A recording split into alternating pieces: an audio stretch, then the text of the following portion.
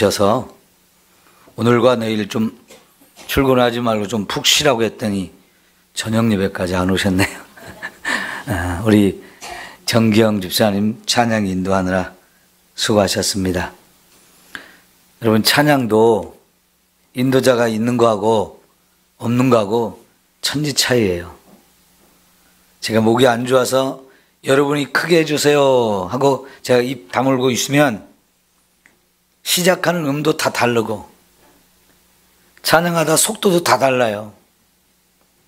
우리 이훈웅 장로님은 빨리 하는데 장순덕 권사님 또 느리게 하거든요. 부부라도 이게 안 맞아요. 그 전체가 다 맞춰가는 거예요. 지도자가 없으면 그렇게 됩니다. 제가 큰 소리로 찬양을 인도하면 여러분이 저를 따라오면서 같이 음도 맞고 속도도 맞고 이렇게 되잖아요. 또 여러분도 힘이 나고요. 똑같은 찬양을 불러도 푹 찾아갖고 부르는 거하고 힘있게 부르는 거하고 또 다르잖아요. 네. 찬양 인도자 매우 중요합니다. 네, 이 목사님도 그렇고 저도 그렇고 지금 목 상태가 안 좋아요. 여러분이 좀 많이 기도해 주시면 좋겠고, 제가 다음 주까지 신방을 계속 해야 되는데 목을 안 사용해야 되는데 계속 사용하니까 약을 먹어서 좀 좋아지는 것 같다가 또 다시 또 안 좋아지고 다시 좋아지다가 안 좋아지고 계속 반복되어지고 있는데 여러분이 기도를 많이 해주시면 빨리 나을 줄 믿습니다. 자, 오늘 말씀 우리가 함께 생각하는데요. 따라합시다. 왕 같은 제사장. 예. 왕의 직분과 제사장 직분은 전혀 다릅니다. 하는 역할도 다르고 또 누가 왕이 되느냐, 누가 제사장이 되느냐 하나님이 선택하시는데요. 제사장은 하나님이 그냥 세습을 하게 하셔가지고 아론과 아론의 후손들만 계속 제사장이 되게 하셨습니다. 아유. 근데요, 이 세습이라는 게 좋은 면도 있지만 좀 나쁜 면도 있어요. 좋다는 것은요, 태어나면서부터 이제 제사장으로 되어집니다. 그리고 제사장 가문에서 계속 이렇게 훈련이 되어지기 때문에 그 부모로부터, 조상으로부터 흘러내려오는 많은 것들이 함께 계승이 되거든요. 그거는 제사장 가문에서만 전해지는, 계속해서 유전되는 거기 때문에, 전승되어지는 거기 때문에 다른 사람들은 모릅니다. 그러나 그 가문에서 계속 흘러오는 기가 막힌 것들이 그 속에 있기 때문에 이 세습이 되는 건 어떤 면에서는 정말 좋은 거예요. 그런데 이 세습이 되는 거에 또 단점이 뭐냐면, 그렇게 세습이 되어도 거기서 좋은 제사장만 세워지는 게 아니고 나쁜 제사장도 얼마든지 세워질 수 있습니다. 여러분, 엘리 제사장과 그 아들들을 한번 생각해 보세요. 엘리 제사장도요, 엉터리 제사장이었습니다. 근데 그 아들놈들은 더 나쁜 놈들이었어요. 아버지의 말씀도 안 듣고 하나님도 조금도 두려워하지 않았어요. 그래서 제사를 드릴 때 제물이 이제 소나 양이나 염소 같은 걸 이렇게 드리잖아요. 그럼 하나님께 드리기도 전에 지들이 갖다 처먹어요. 하나님께 좋은 것을 드려야 되는데 좋은 걸 지들이 먼저 처먹어요. 하나님의 성전에서 여인들이 수종을 드는 사람들이 있었는데 이 여인들을 성전에서 자기 성적인 놀이개로 삼아서 성전 안에서 음란한 짓을 했습니다. 이게 얼마나 못된 놈들인지. 근데 그게 제사장이에요. 그럼 생각해 보세요. 제사장이 하나님도 무시하고 제사도 무시한다. 그리고 성전 안에서 그냥 음란한 죄를 막 한다. 이 제사장 자격이 있어요, 없어요? 그런데도 세습되어 오는 거기 때문에 그런 아무런 자격을 못 갖춘 사람이 제사장이 될 수밖에 없어요. 그러면 여러분, 그건 단순히 제사장만의 문제가 아니고요, 온 백성의 문제가 되어지거든요. 그런 사람들이 얼마든지 제사는 또 지낼 수 있어요. 그러나 그 제사는 하나님께 하나도 상달될 수 없는 거지요. 그냥 형식적으로 자기에게 맡겨준 일이기 때문에, 직업이기 때문에 하는 거지요. 하나님과는 아무 상관이 없어요. 제사를 드리는 이 백성들의 그 마음과는 아무 상관이 없어요. 정말 끔찍한 일이죠. 그러니까요, 블레셋이 막 괴롭혀도 이 나라가 적을 이길 능력이 없습니다. 계속 안 되니까 이번에는 블레셋이 쳐들어오는데, 이 엘리 제사장의 두 아들 홈리와 비느하스에게 너희들이 전쟁터에 가라. 그런데 하나님의 법궤를 가지고 가면 이 법궤 때문에 우리가 전쟁에 이길 거다 했는데, 여러분 어떻게 됐어요? 전쟁에 이기는 게 아니고 법궤까지 빼앗기고, 그날 그 전쟁터에 법궤를 메고 갔던 이 제사장 둘은 죽었잖아요. 형식적으로는 하나님을 모시고 전쟁터에 가는 것 같아요. 하나님을 의지하고 가는 것 같아요. 믿음의 형식은 다 갖췄습니다. 그런데 실제로 믿음은 없잖아요. 제사장들이 그 모양이니까 백성들도 마찬가지, 전쟁터에 나간 군인도 마찬가지, 믿음은 하나도 없어요. 법궤가 우상이 된 거지요. 이 우상이 되어진 법궤를 끌고 가면 전쟁에 이길 거다 생각을 했는데, 전혀 믿음의 역사는 함께하지 못했습니다. 하나님도 그들과 함께하지 않았습니다. 제사장은 죽고 전쟁은 패했고 법궤마저 빼앗겼어요. 그래서 이방 신상 앞에 전리품으로 그냥 갖다 놓는 것이 되어버렸거든요. 이런 제사장 있어서는 안 되는데 왜 이런 제사장이 세워졌을까요? 세습했기 때문에 그래요. 근데 여러분, 거기에도 하나님의 뜻이 있죠. 그럼에도 불구하고 세습시키는 하나님의 뜻이 있는 겁니다. 첫째는 구약의 제사장 인간이기 때문에 완벽하지 못하다는 거지요. 이 땅의 모든 사람들, 그가 어떤 거룩한 직분을 가졌다 할지라도 그에게도 다 부족함이 있고 연약함이 있어요. 우리의 그 연약함을 우리가 알고 사는 것 너무 중요하죠. 그래서 우리가 하나님 앞에 받은 이 사명과 이 직분은 하나님의 은혜로 감당하는 것이고, 하나님이 용서해 주시고 덮어주시고 그럼에도 불구하고 써주시는 하나님의 은혜로 말미암아 우리가 이렇게 쓰임받는 겁니다. 그게 제사장입니다. 근데 제사장은요, 절대로 왕이 되지 못합니다. 제사장은 제사장이지 왕은 아니에요. 또 왕이라고 해서 제사장이 되는 게 아닙니다. 왕의 직분과 제사장 직분은 전혀 다른 역할을 하는 것이고요, 왕과 제사장 이 두 가지 직분을 같이 감당하는 사람은 없습니다. 하나님이 그렇게 세운 적이 한 번도 없어요, 구약에는. 그런데 베드로전서 2장 9절에 보면 너희는 택하신 족속이요 왕같은 제사장이라고 하면서 이 왕권과 제사장권을 같이 가진 것이 우리라고 말씀해 주셔요. 네? 오늘 우리를 향해서 왕권과 제사장권을 다 가진 사람이라고, 특별히 제사장으로서 역할을 하는데 왕의 그 권위, 왕 같은 권위를 가진 제사장이라는 뜻이에요. 구약시대는 한 번도 이 왕권과 제사장을 같이 가진 이런 사람이 한 번도 하나님이 세운 적이 없었는데 신약시대에 우리를 하나님께서 말씀하십니다. 너희는 왕같은 제사장이다. 여러분, 이 기가 막힌 사명과 직분을 오늘 저와 여러분에게 주셨음을 우리가 믿어야 합니다. 바울이요, 나는 이방인을 위한 제사장이다. 바로 그런 생각을 하면서 사명을 감당했어요.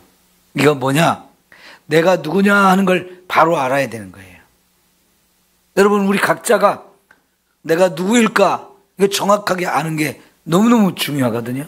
특별히 하나님이 저와 여러분에게 무슨 사명을 주고 무슨 직분을 주셨는지를 알고 사는 거 너무너무 중요해요. 그것을 알면 거기에 맞추어서 나도 살아갈 수 있기 때문에 그런 겁니다. 내게 준 사명을 깨달으면 그 사명을 위해서 목숨까지도 바칠 수 있어요. 내게 주신 직분이 있으면 그 직분을 정말 잘 감당하려고 내가 최선을 다하는 거잖아요. 그러니까 내가 누구냐? 하나님이 나에게 무슨 사명을 주고 어떤 직분을 줬느냐, 이거 아는 거 너무너무 중요하다는 얘기죠. 여러분 각자에게 다 하나님이 사명도 주셨고 직분도 주셨습니다. 그러면 그걸 분명하게 깨닫고 그걸 좀 잘 감당할 수 있는 여러분이 되기를 소망합니다. 이런 직분을 주시고 또 사명을 주셨어도 그걸 깨닫지 못하고 사는 사람은요, 아무런 역할도 못하고 아무런 일도 할 줄 않아요. 그건 참 너무 안타까운 거지요. 여러분, 나라의 공무원으로 우리 시장을 세워놓으면 시장이 그 역할 잘해야 되겠어요? 못해야 되겠어요? 당연히 잘해야죠. 그러니까요, 이 선거를 통해서 시장을 뽑았을 때 잘하면 다음에 또 하라고 또 뽑아주는 거죠. 근데 못하면 어떻게 돼요? 아이고, 그 사람 일 엉터리 했어. 그 사람 안 되겠어. 안 뽑아주잖아요. 여러분, 어떤 직분을 주고 어떤 사명을 준다는 것은 그것이 또 하나님이 우리에게 주신 것이기 때문에 너무너무 귀합니다.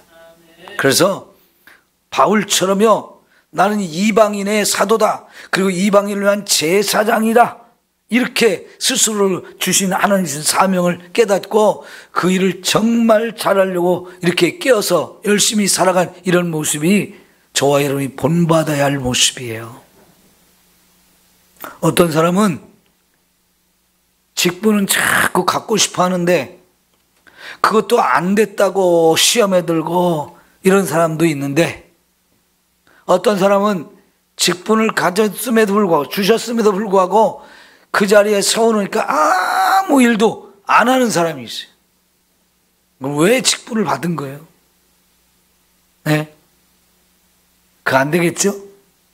하나님의 교회에서는요, 정말 저와 여러분이 무슨 직분을 주셨든지 또 무슨 사명을 주셨든지 우리는 정말로 그 사명을 잘 감당해야 할 줄 믿습니다. 내가 누구냐, 내게 준 사명이 뭐냐, 내게 준 직분이 뭐냐, 이걸 알고 사는 것, 그리고 거기에 맞추어서 내가 헌신하고 충성하며 사는 것 너무너무 중요한 일입니다. 같이 한번 해봅시다. 나는 왕같은 제사장이다. 이 왕같은 제사장, 너무너무 귀한 사명인데요, 구약시대는 이 왕권과 제사장권을 다 가진 사람이 없었다고 그랬죠. 그러나 여러분, 예수님은 왕권, 제사장권, 선지자권 세 가지를 다 가지신 유일하신 분이에요. 오직 예수님만 그런 분이에요. 너무나 귀한 분이죠. 이 세 가지 직분은 다 하나님이 세워주신 직분이고, 이게 특별한 직분이기 때문에 그들을 세울 때 어떻게 했습니까? 기름을 부었어요. 머리에 기름을 부었어요. 하나님께 성령으로 충만하게 하시고 그 모든 사명을 감당할 만한 은사와 능력을 부어주시는 것이 기름 부어주시는 건데요, 여러분, 이 특별한 직분 세 가지를 예수님은 다 다 가지신 분이죠. 그래서 왕권도 가지셨고 제사장권도 가지셨고 선지자권을 가지셔서 예수님이 이 세 가지 사명을 다 감당하셨는데 그분을 통해서 구원받은 우리 모든 성도들을 왕같은 제사장이라고 세워주셨어요. 자, 그러면 이 제사장이 뭘 하는 얘기냐? 하나님께 제사를 드리는 일을 하지요. 근데 그 제사는 원래 제사를 드리는 사람이 있어요. 내가 제사를 드리러 간다. 또 다른 사람이 제사를 드린다. 모든 백성이 하나님을 믿는 사람은 당연히 하나님 앞에 제사를 드려야 돼요. 그런데 아무리 내가 제사를 드리고 싶어도 내가 스스로는 하나님께 제사를 드릴 자격과 능력이 없습니다. 그 제사를 드릴 때 반드시 필요한 사람이 제사장이에요. 하나님이 백성들이 제사를 드리려고 제물을 잡아서 가져오면 그것을 하나님께 드리는 거, 그거는 제사장이 해야 된다는 겁니다. 자, 보십시오. 내가 하나님께 제사를 드리러 갑니다. 갈 때 소나 양이나 염소, 비둘기 이런 걸 가지고 가죠? 가져왔습니다. 소나 양이나 염소나 비둘기는 죽여야 되잖아요. 죽이는 일도 내가 합니다. 가죽을 벗기는 것도 내가 합니다. 배를 가르고 내장을 다 끄집어내고 물로 씻고 각을 뜨고 하는 거 내가 하는데, 내가 하는 일을 도와주는 이 레위 지파 사람들이 도와줘요. 레위 지파 사람들이 거기까지 다 도와줍니다.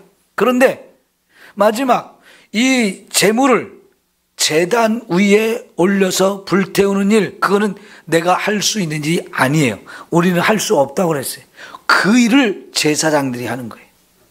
사실 생각해보면 아무것도 아니죠.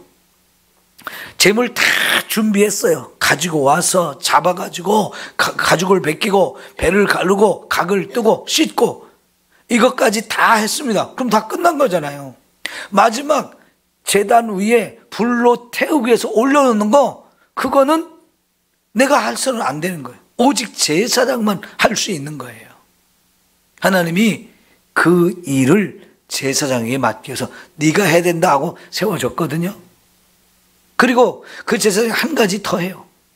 그 짐승을 제물을 잡으면서 나온 피, 이거를 이제 이 사람들이 다 받아가지고 다 양동이에 담아 놓으면 이것을 제단에 뿌리든가 쏟든가 아니면 성소로 가서 거기다 뿌리든가 붓든가 하는 이것을 해야 되는데, 이것도 제사장만이 할 수 있는 일입니다. 마지막 제단 위에 제물을 올려놓는 거, 이거는 하나님께 드리는 겁니다. 그 전까지 제물을 가져오고 잡고 하는 모든 일은 드리기 위해서 준비하는 일이고요. 진짜 이제 필요한 것은 그걸 하나님께 드리는 것, 그걸 해야 되는데 그거는 제사장만이 할 수 있도록 하나님이 법을 만드셨어요. 제사장이 그 일을 하는 거예요. 이게 제사장의 역할이거든요. 우리는 다 죄인이기 때문에 제물을 내가 하나님께 직접 드릴 수가 없어요. 반드시 제사장을 통해서만 드리게 되는데 그 역할을 하는 게 제사장이란 말이죠. 그러면 이 제사를 통해서 죄인된 우리와 거룩하신 하나님이 만나게 되어지는 거예요. 이 제단에 불로 제물을 태워 올릴 때 하나님이 그 냄새와 연기를 흡양하시면서 하나님이 제물을 받아주시고, 그래서 하나님이 이 죄인들의 죄를 다 용서해 주시는 겁니다. 죄를 용서하고 다 씻어내고 그들을 받아주셔서 하나님과의 만남이 이루어지게 하는 거, 이 제사를 통해서 그게 되어진단 말이죠. 거기에 하나님과 이 죄인을 만나게 하는 중간의 역할, 이게 바로 제사장의 역할인 거예요. 그러면 지금 바울이 나는 이방인의 사도이고 이방인을 위한 제사장이다 라고 했을 때 이건 뭐냐면, 이방인에게 복음을 전해서 이 사람이 예수님을 믿게 해가지고 이 사람이 하나님을 만나게 하는 것, 이게 바로 바울이 이방인을 위한 사도로서 이방인을 위한 제사장으로서 하는 역할이었던 거지요. 그러니까 이 일을 위해서 바울은 부지런히 이방인에게 복음을 전했어요.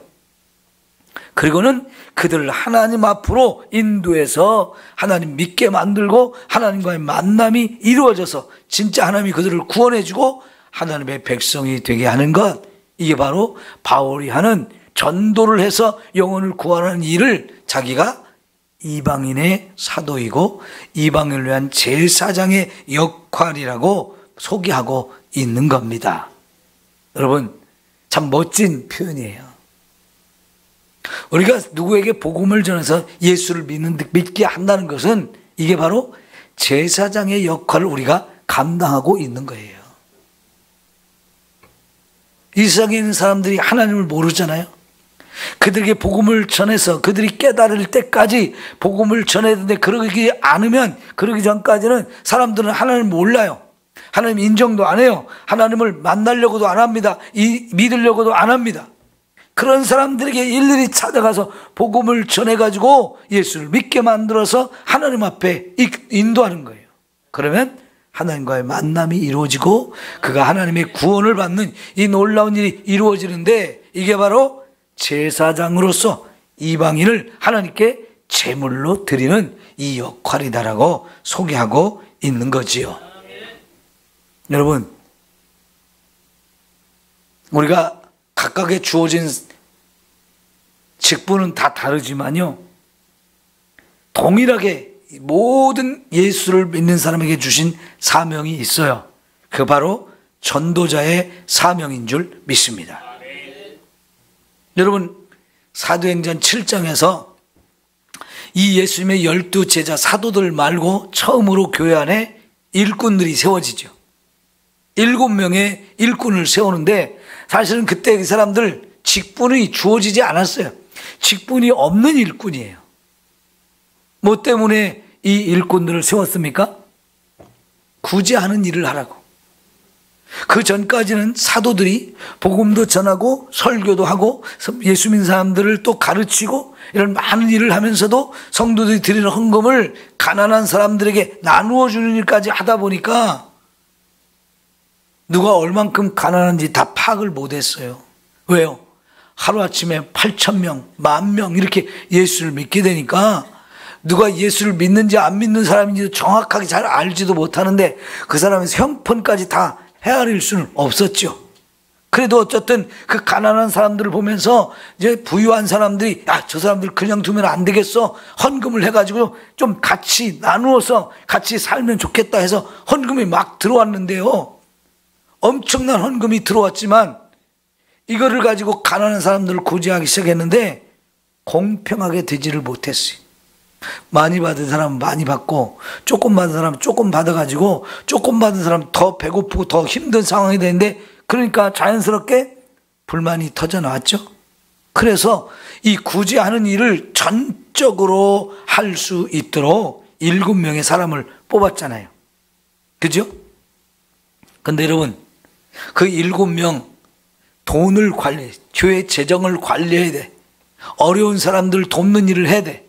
그러면 우리 같으면 제일 먼저 요구되는 그 사람한테 어떤 자격을 요구할까요? 돈 관리하니까 믿을 만한 사람. 그죠? 믿을 만한 사람. 그리고 이 돈 관리를 숫자도 잘 세고 관리도 잘하고 나중에 사람들 형편을 잘 살펴가지고 나누어주는 일도 공평하게 잘 할 수 있는 여러 가지 지혜도 필요하고 뭐 여러 가지를 봐가지고 뽑았을 거 아니에요. 그죠? 예. 다 자격이 필요합니다. 조건이 필요해요. 그런데 보면 여러분, 그들이 정말 그 일을 잘했어요. 일꾼을 잘 뽑은 거예요. 글쎄요, 그 7명 뽑을 때 나는 안 뽑아줬다고 시험 들고 그런 사람이 있는지 모르겠어요. 근데 성경에는 그런 얘기 없죠. 아마 처음 교회에서 7명 일꾼 뽑을 때 나도 충분히 할 수 있는데 안 뽑아줬다고 시험 든 사람은 없었을 것 같아요. 제가 투표를 앞두고 제발 좀 시험 들지 말라고 몇 번이고 당부했는데 그래도 꼭 시험 든 사람 나와요. 그죠? 우리 같이 기도를 더 해야 돼요. 우리가 기도가 부족해서 그래요. 너나 할 것 없이 누가 잘못했고 누가 잘했고 이런 거 따지지 마시고요. 우리가 기도가 부족했다, 그런 생각을 하시면서 우리 더 많이 기도해야 합니다. 그래야 교회가 평안하고 시험 들은 것도 다 빨리 이길 수 있고 그렇게 되어지는 거죠. 근데 여러분 보십시오. 그 7명이 정말 일을 잘했어요. 그러니까 불평하는 사람이 이제 더 이상 없어졌어. 그리고 그것 때문에 사도들은 이 굳이 하는 일을 딱 맡겨놓으니까 자기들은 기도하고 말씀 전하는 일에 전무할 수 있게 됐죠. 그래서 복음도 더 많이 전하고 또 복음을 듣고 들어오는 사람들에게 말씀을 가르치는 일을 더 열심히 하고, 그러니까 교회 안에 말씀이 흥왕하게 됐다는 거예요. 그리고 예수 믿는 사람들이 숫자가 점점 더 많아졌다는 거예요. 너무나 좋은 결과죠. 여러분, 일꾼들이 잘 세워지면 이렇게 유익합니다. 모두가 유익합니다. 그리고 교회적으로 건강해져요. 복음이 잘 증거되어지고 구원받은 무리가 점점 더해지면서 부흥의 역사가 계속 일어나는 거예요. 이번에도 우리 일꾼들이 세워져서 우리 교회가 더 건강한 교회가 되어졌으면 좋겠습니다. 네? 새로운 일꾼들이 세워지면 기존에 일하시던 분들이 더 잘 가르쳐 주기도 하고, 또 그동안 내가 하던 일을 좀 맡겨주면서 좀 연세가 드시면서 점점 젊은 사람들이 일할 수 있는 길을 열어주는 것도 필요해요. 여러분, 저쪽 옆 동네 교회에서는 하여튼 자기가 그 일을 해야 된다고 나이를 먹었는데도 안 논대요. 예? 이제 좀 젊은 사람도 많이 생겼으니까 젊은 사람들한테 좀 맡기자고, 그래도 이건 내가 해야 된다고 계속 고집 부리시는 분이 있대요. 물론 내가 해야 된다, 책임감을 갖는 건 좋아요. 그런데 적당히 또 젊은 사람들한테 양보할 수 있는 것도 필요한 거예요. 왜? 그래야 젊은 사람들이 책임감을 가지고 또 일할 수 있잖아요. 그리고 내가 일하던 방식하고 젊은 사람들이 일하는 방식이 똑같을 수는 없죠. 또 다르게 얼마든지 할 수 있어요. 그러면 여러분, 저런 방법도 있구나, 저렇게도 하는구나 하고 우리가 그거 인정해주면 좋잖아요. 시어머니가 며느리한테 음식을 가르쳐주는 건 좋은 겁니다. 그런데요, 요즘에 젊은 며느리들은 젊게 새로운 음식을 만드는 스타일이 있어요. 그래요, 안 그래요? 그러죠? 그러면 연세 드신 분들이 야, 그것도 참 맛있다, 너 나한테 가르쳐줘 봐라 하면서 한 수 배우려는 마음을 갖고 그것도 인정해주고 그러면 좋은데, 야, 내가 가르쳐준 게 옳으니까 내가 하는 방식대로는 그대로 따라해. 그게 좋은 방법이기도 하지만 또 젊은 사람들의 방법도 인정해주고 그것도 서로 받아들이고 같이 하면 얼마나 더 좋아요. 그런데 아니야, 내 방식이 옳으니까 내 방식대로만 해. 그러면 되겠어요, 안 되겠어요? 그럼 서로 인정을 못하는 거예요. 하나가 되지를 못하는 거예요. 발전이 없습니다. 세상은 끊임없이 변합니다. 여러분, TV에서 요새는 요리사들이 참 많이 나오잖아요. 그 요리 프로그램 많이 나오죠. 또 어디 저기 맛집도 참 많이 나오죠. 그런데 옛날부터 내려오던 전통적인 방식으로 요리를 하는 사람도 많이 있지만 새로운 방식으로 요리를 하는 사람도 굉장히 많아요. 그 새로운 방식으로 요리를 만드는 사람들이 있기 때문에 음식이 다양해지는 거예요. 저 발전하는 거예요. 요즘에요, 외국에서도 우리 한국 음식이 엄청 인기가 많이 좋아지고 있대요. 근데 여러분, 외국 사람들이 볼 때는 우리 음식이 전혀 생소하고 낯설거든요. 그 사람들이요, 우리나라 음식을 처음 먹으려면 얼마나 이게 걱정되겠어요. 입에 안 맞을까봐. 그러면 우리나라 전통적인 방식도 있지만 그 사람들 입맛에 맞추기 위한 변형된, 좀 달라진 그런 방식으로 요리를 만드는 것도 필요하겠죠. 그래야 전 세계 사람들이 마음껏 먹으면서 우리 음식이 더 발전할 수 있는 거거든요.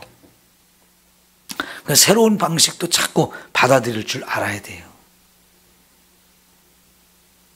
자, 여러분, 이 7명의 집사가 처음에는 그 재정을 보면서 굳이 하는 일을 열심히 했어요. 그런데요, 하다 보니까 나중에 보니까 이 7명의 집사가 그 굳이 하는 일을 하면서 동시에 무슨 일을 했느냐? 전도하는 일을 해요. 특별히 빌립 보세요. 사마리아에 아무도 안 가던 시대에 나는 이 복음을 들고 사마리아 사람한테 가서 복음을 전해볼까? 전혀 새로운 방식이었어요. 새로운 생각이었어요. 사도들도요, 사마리아 사람들한테 가서 복음을 전할 생각 안 했어요. 못 했어요. 근데 예수님은 너희가 예루살렘과 온 유대와 그 다음에 사마리아와 그 다음에 땅끝까지 이르러 내 증인이 되라 했는데요, 진짜 예수님의 그 말씀에 사마리아에도 가라 했는데 그 말을 들었던 제자들이 한 명도 사마리아 갈 생각을 안 했어요. 그런데 놀랍게도 집사인 이 7명 중에 한 사람인 빌립이 나는 사마리아에 가서 한번 해볼까? 이 마음을 갖게 됐는데요, 그가 사마리아에 가서 복음을 전하니까 그 사람들이 거절했어요? 받아들였어요? 거절하는 것보다 너무나 복음을 잘 받아들였어요. 많은 사람이 예수를 믿었어요. 그러니까 여러분, 이 빌립이라는 사람이 구제와 이 재정 관리를 하는 사람인데 그 임무를 받았지만 그는 또 하나의 생각을 가진 거예요. 하나님은 나에게도 전도자의 사명을 주셨다. 그래가지고 담대하게 가서 복음을 전했는데 많은 사람들이 그 사마리아에서 예수님을 믿게 됐잖아요. 근데 빌립만 그런 게 아니잖아요. 또 그 다음에 보면 스데반도 나오잖아요. 스데반도 그 7명 중에 한 명이었어요. 그런데 이 스데반도 나도 전도하고 싶다. 나가 전도했습니다. 정말 기가 막힌 설교를 했어요. 그런데 그 한편 설교 한 번 하고 딱 죽었어. 어떻게 보면 너무 안타깝죠. 그렇게 설교를 잘하시는 분인데 12명의 사도가 아니고 그냥 구제와 재정관리를 해서 세워졌던 일꾼이었던 이 스데반도요, 설교를 너무나 잘했어요. 구약 성경을 쫙, 그 핵심적인 내용을 쫙 정리해가지고 멋지게 설교를 하는데 설교 다 마치기도 전에 돌이 날라와서 죽임을 당했어요. 이 사람은 왜 이렇게 했습니까? 예수님을 알지 못하는 사람들에게 예수를 전해서 그들 구원을 받아야 된다는 이 귀한 마음 때문에요, 복음을 전하다가 죽은 거예요. 근데 죽으면서도 그는 막 이를 갈며 죽었습니까? 아니죠. 저들의 죄를 용서해달라고 하면서 웃으면서 죽었어요. 웃으면서. 돌이 날라와서 온몸이 깨지고 피가 철철 흐르는데도 불구하고 웃을 수 있었단 말이죠. 왜요? 눈을 들어보니까 천국문이 열리고 거기 계신 예수님이 자기를 보고 계신 그 예수님과 눈이 마주쳤기 때문에 돌에 맞아 고통받는 거, 죽어가는 거, 피를 흘리는 거 아무 문제가 되지 않았어요. 자기 속에 기쁨이 충만해가지고 자기를 해서 돌을 던지는 그 사람들을 미워하거나 저들을 원수를 갚아달라고 하는 것이 아니라 저들의 죄를 용서하시고 저들을 구원해달라고 그렇게 기도하잖아요. 왜 그래요? 전도자의 사명을 가졌기 때문입니다. 성도 여러분, 저와 여러분도 전도자의 사명이 다 있어요. 이 전도의 사명은 우리 모두에게 주신 사명이에요. 지금 우리가 사순절 기간을 지내고 있잖아요. 그러면 여러분, 우리 매일매일 사람들을 찾아다니면서라도 복음을 전할 수 있기를 축원합니다. 우리는 전도해야 돼요. 요새는 노인 일자리들을 많이 여기서 만들어가지고 그냥 가서 쉬기만 해도 얼굴만 보여줘도 잘했다고 수고했다고 하시면서 그냥 20만 원씩 30만 원씩 막 주신다면서요. 돈도 벌고 사람도 만나고 운동도 하고 참 좋죠. 그때 기회를 잡아서 이 사람들한테 내가 복음을 전하라고 하나님이 이런 기회를 주셨구나 하면서 여러분 전도 좀 합시다. 네? 대답 안 하시네. 안 하실 거예요? 전도해야 됩니다. 아멘. 하나님이 우리 모두에게 주신 사명이니까요. 아멘.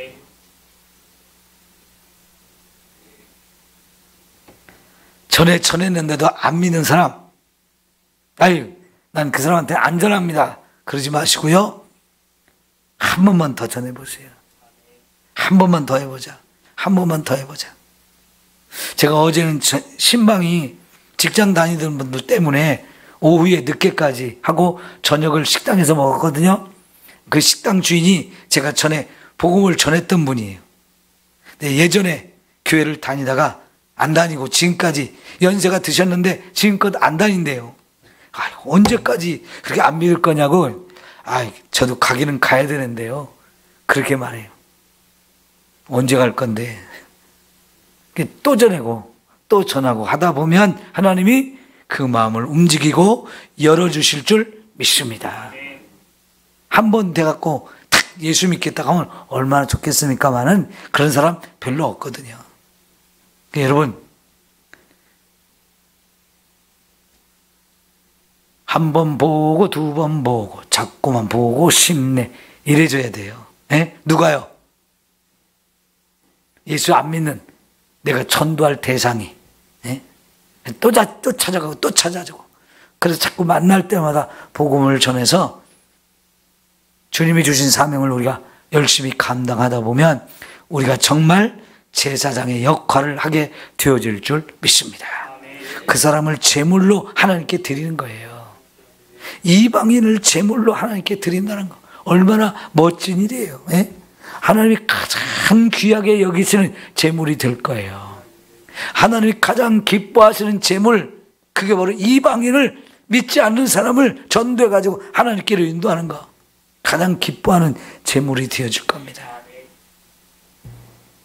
사도 바울이 자기를 소개하잖아요. 나는 이방인을 위해서 하나님이 세워준 사자다, 일꾼이다, 이방인을 위한 제사장이다. 자기를 그렇게 소개한다는 거는요, 자기가 그 일을 정말 열심히 하고 있는 거예요. 여러분, 바울이 자기는 예루살렘부터 시작해가지고 일루리곤까지 두루두루 다니면서 복음을 전했다고 그랬는데요. 이게요, 예루살렘에서부터 그 일루리곤까지를 따지면 예루살렘 시작해서 레바논, 시리아, 터키, 그리스까지 간 거예요. 아니, 그리스를 넘어서 그 위에 마케도니아, 유고슬라비아, 알바니아 이런 나라까지 쫙 다 다니면서 복음을 전했는데 한 사람의 영향력이 그렇게 커요. 근데 이거는 바울이 고린도 교회에서 로마에 편지를 보낼 때까지 한 일이고, 그 다음에도 또 더 많은 지역으로 다니면서 더 많은 사람들 계속 복음을 전했으니까 바울은 정말 이 복음의 사명을 해서 엄청나게 열심을 다해가지고 끝까지 일한 사람이에요. 여러분, 한 사람이 할 수 있는 영역이 그렇게 많은 겁니다.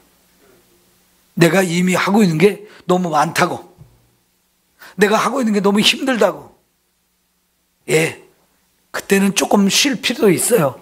좀 줄일 수도 있어요. 그러나 여러분, 그걸로 멈추지 말고 여러분의 능력과 여러분의 역량을 더 키워가지고 더 많은 일을 하게 되기를 축원합니다.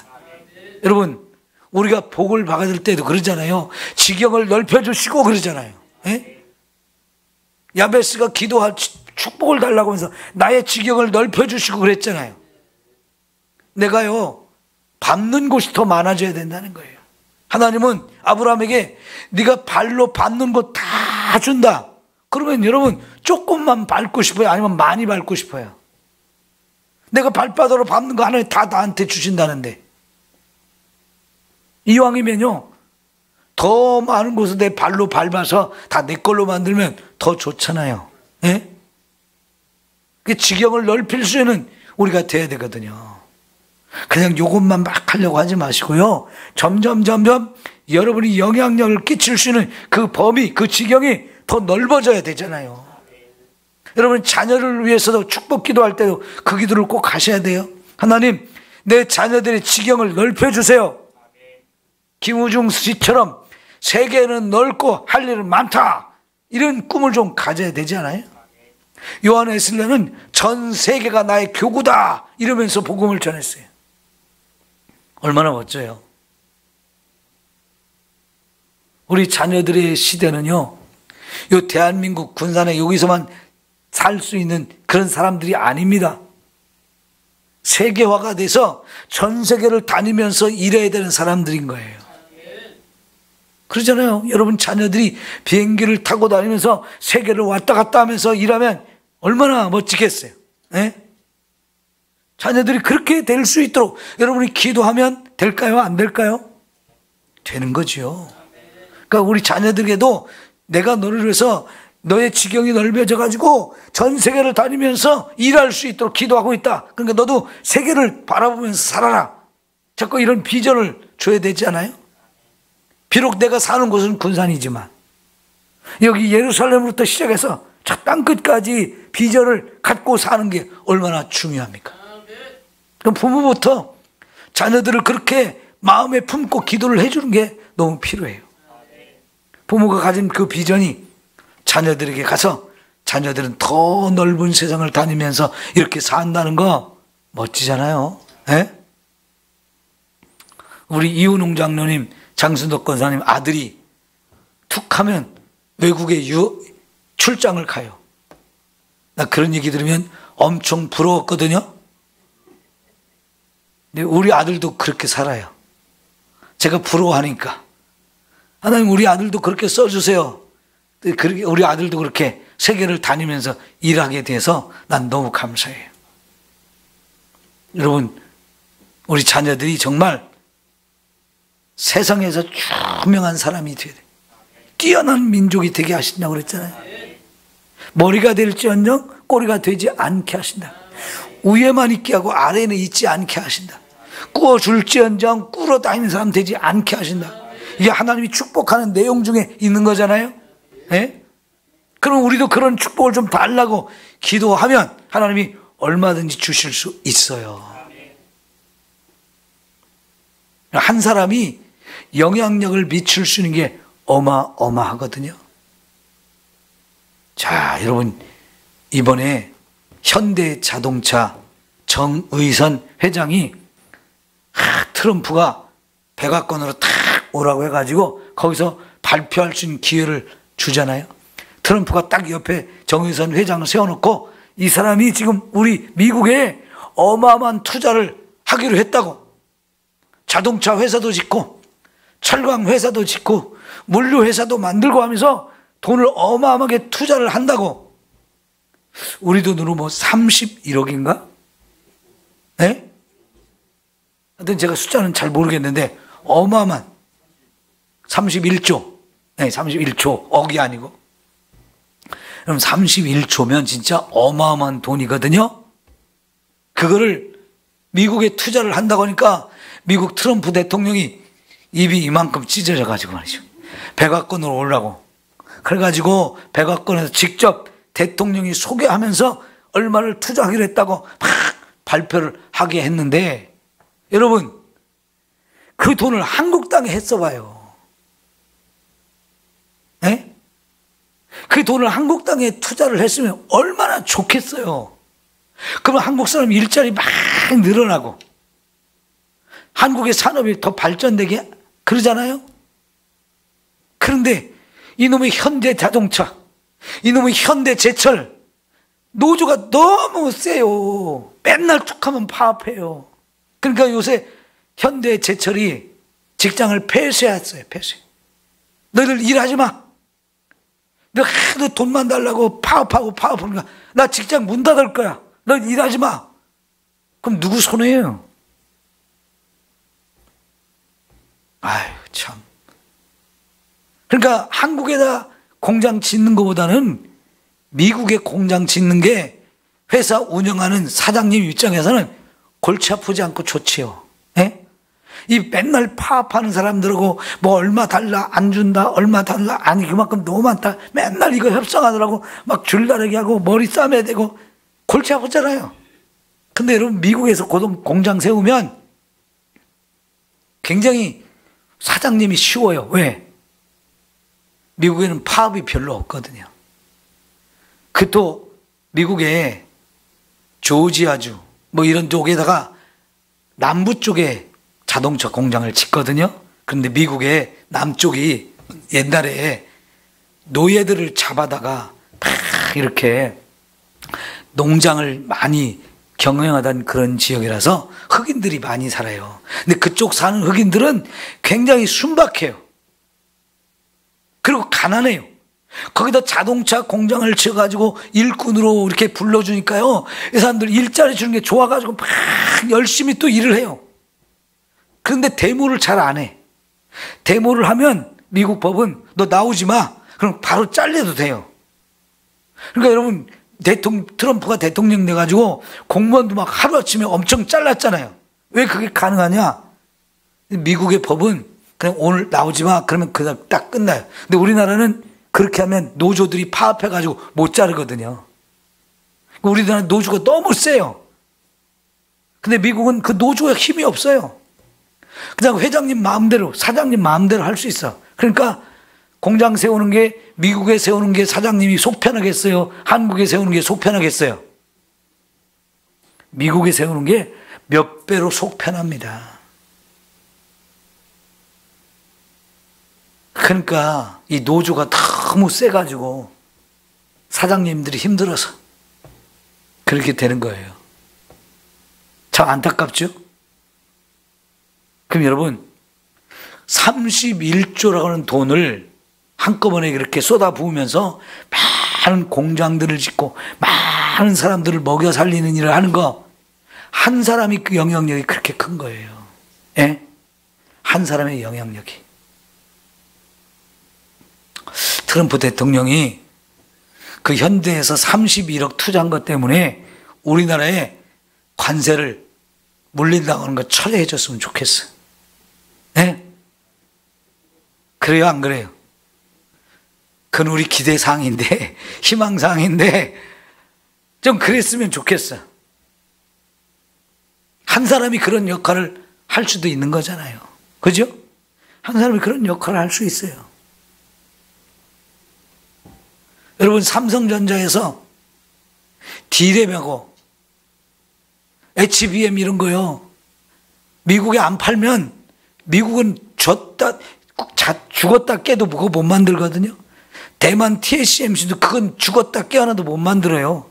우리 삼성이 가지고 있는 D램 반도체를 만드는 능력, 그걸 자꾸 이렇게 12개, 13개 막 이렇게 쌓아가지고 HBM이라는 거 만드는 능력은 우리나라 SK 하이닉스하고 삼성전자 두 곳만 할 수 있는 거거든요.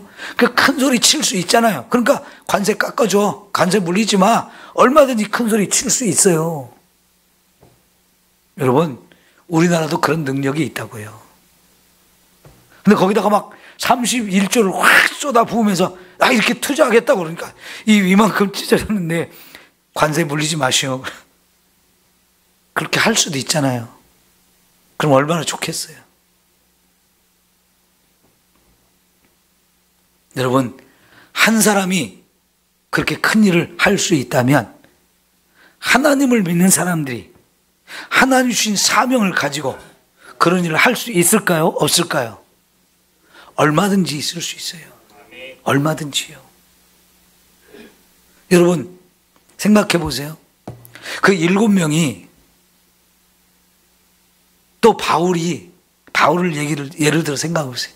처음 바울이 담에색으로 막 예수 믿는 사람 잡으러 가다가 예수님 딱 만나줘가지고 거기서 꼬꾸러지고 눈 멀었다가 뜨고 너 이제부터 나를 전하는 사람이 되라 해서 이제 전도자가 됐는데 사실 그때 하나님 제가 뭘 한다고요? 나는 예수님도 모르는 사람이었는데요. 내가 어떻게 해요? 나 못하겠습니다. 그랬으면 바울은 어떻게 됐을까요? 이렇게 유명한 사람이 될 수가 없었어요. 이렇게 많은 사람을 구원할 수가 없었어요. 근데 하여튼 눈을 뜨고 그 다메섹에 갔어요. 그래도 이제 사명을 받은 다음에 바로 거기 있는 사람들한테 자기가 길에서 오던 예수님, 만난 예수님, 자기 사명을 주신 예수님, 이제 내가 깨달았다고 거기 있는 사람들한테 막 침을 튀기면서 저처럼 설교했어요. 아는 거 가지고 한 거지요. 그때 아는 게 얼마나 기득했어요. 조금 아는 거지. 그런데도 그 조금 아는 거 가지고 막 열심히 했다고요. 근데 사람들이 안 믿어줬어요. 죽이려고 했어요. 거기서 도망쳐야 됐어요. 그러면 아이고 나 못하겠네요. 사람들이 나 인정 안 해요. 나 할 줄 아는 것도 없어요. 아는 것도 없어요. 그러고 끝난 게 아니고요. 그때부터 공부했어요. 다소라고 하는 자기 고향에 가서도 공부하고 아라비아 사막에 가서도 공부하고 다 기도하면서 열심히 공부하면서 준비했어요. 그리고는 바나바가 불러가지고 안디옥에서 같이 이제 그동안 공부한 거 가지고 열심히 복음을 전하다가 또 선교사가 되려니까 또 선교사가 됐는데요. 처음에 뭘 얼마나 잘했겠어요. 그런데 하면서 더 잘하려고 노력하고 더 잘하려고 준비도 하고 또 연구도 하고 계속 생각을 굴리면서 하나님 도와주세요. 하나님 능력 주세요. 못합니다. 하다 보니까 여러분 여기 한번 보세요. 18절 보세요. 18절. 그리스도께서 이방인들을 순종하게 하기 위하여 나를 통하여 역사하신 것 외에는 내가 감히 말하지 아니하노라. 그리스도께서 나를 통해서 이방인을 믿게 하려고 나를 통해서 일했대요. 그럼 어떻게 일했냐? 이 일은 말과 행위로 한 것이고 표적과 기사와 능력으로 성령의 능력으로 이루어졌다. 그러지. 그러니까 보세요. 내가 말도 하고 행동으로도 하고 그리고 표적과 기사의 능력이 나타나는데 그게 처음부터 바울이 가졌던 게 아니잖아요. 그런 기사와 능력, 병을 고치고 이 귀신을 쫓아내고 막 이런 게 처음부터 바울에게 주어진 능력이 아니잖아요. 그건 성령께서 주신 능력이에요. 내가 그런 능력이 있는지 없는지도 모르지만 하여간 일하다 보니까 성령께서 필요할 때마다 병도 고치게 하고 귀신도 쫓아내게 하고 많은 일들을 하게 했단 말이죠. 그러니까 여러분 나는 지금 부족해요, 못해요, 아는 것도 없어요. 그러면서 일을 안 하려고만 하지 말고 하다 보면 필요한 거 하나님 주신다니까요. 그 점점 바울이 하는 일이 더 능력 있는 것이 되고 더 많은 일들이 나타나고 하나님의 복음이 더 많은 사람의 증거돼서 영혼을 구원하는 많은 일이 감당됐잖아요. 그렇게 하는 겁니다. 아니 못해요 제발 좀 하지 마세요. 지경을 넓히라고요. 주님 도와주세요. 나 이거 못하는데요. 가르쳐 주세요. 더 잘할 수 있게 해주세요. 지혜도 주세요. 창의적인 생각도 주세요. 자꾸 생각하면서 없는 거 끌어내고 하다 보니까 성령께서 없으면 주시는 거예요. 없으면. 그렇게 해서 사명 감당하잖아요.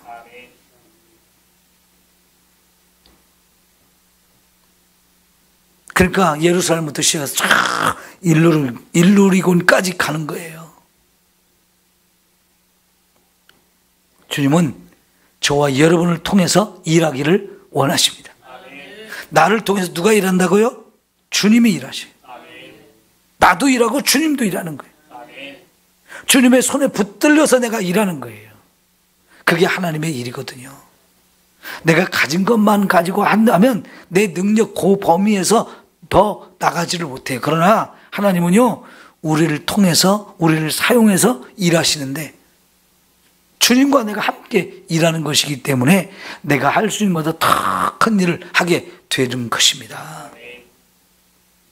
하나님이 이런 은혜를 저와 여러분에게 주셔서 얼마든지 더 많은 일, 더 놀라운 일 감당하게 하실 줄 믿습니다.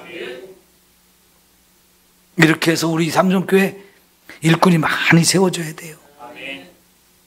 이번에 못 세운 사람 또 다음에 또 세우는 거고요. 시간이 지나면 저 사람도 일꾼이 충분히 되겠어. 저 사람도 일꾼도 세워도 되겠어. 자꾸 이런 사람들 또 잘하는 거잖아요. 그죠? 한꺼번에 일꾼 다 세우는 거 아니잖아요.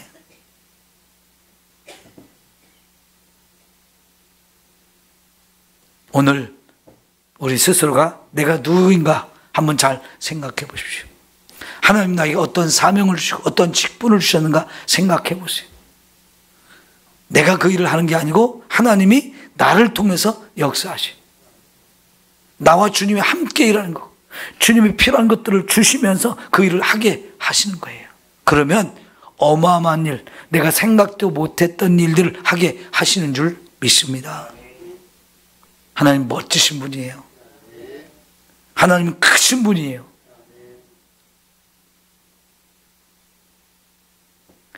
내 하나님은 크고 힘있고 능히 있어 못할 일 전혀 없네. 짠짠 이렇게 노래 부르거든요. 주일학교에서 부르는 노래였어요 옛날에. 내 하나님은 크고 힘있고 능히 있어 못할 일 전혀 없네. 짠짠. 예, 여러분 하나님이 참 멋지신 하나님, 전능하신 하나님, 능치 못할 일이 없으신 하나님, 그분이 나를 사용해 주시고 나와 함께 일하시면서 나를 통해서 많은 일을 하게 하십니다.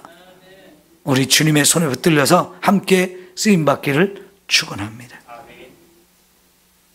더 많은 일꾼들이 더 많이 세워져서 더 열심히 일하면 하나님의 일을 얼마든지 감당하게 되어져요. 무엇보다도 우리가 열심히 전도해서 많은 영혼을 구원하는 아름다운 교회가 되어지기를 소망합니다. 기도합시다.